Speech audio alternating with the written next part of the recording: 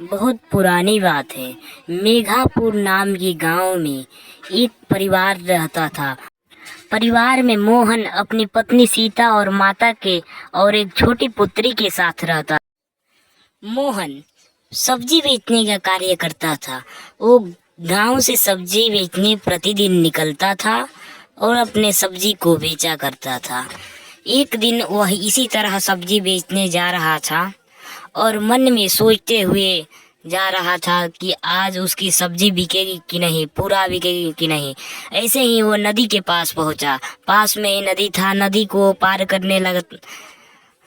को तैरते हुए पार करने लगा। नदी बहुत लंबी थी। इसी प्रकार उसने नदी को पार करते हुए भी यही सोच रहा था कि आज वो कैसे बाजार में सब अपने सब्जियों को बेचे और कैसे अपने पत्नी के लिए एक बैग लाए। उसकी पत्नी का आज जन्मदिन है और उसे एक बैग चाहिए, और यही भावनाओं से युक्त होकर नदी को पार करता था कि कैसे वो अपने पत्नी के लिए एक बैग लाए, क्योंकि उसकी पत्नी का जन्म दिवस है। इसी प्रकार वह पूरा नदी को पार कर लिया और जब बाजार में पहुंचा तो बाजार में गया और बाजार में सब्जी बेचने के लिए वो अपने लिए स्थान खोजने लगा। पहले तो उसे स्थान खोजने में बहुत ही समय लगा और उसे स्थान मिलने के पश्चात कुछ आदमी भेटाए जिन्हें सब्जी की सख्त जरूरत थी।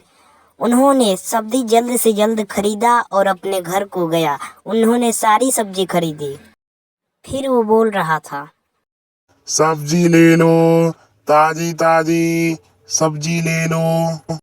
ऐसे वो आगे बढ़ा अपनी सब्जी को बेचते हुए, और उसकी सब्जी पूरी बेच गई।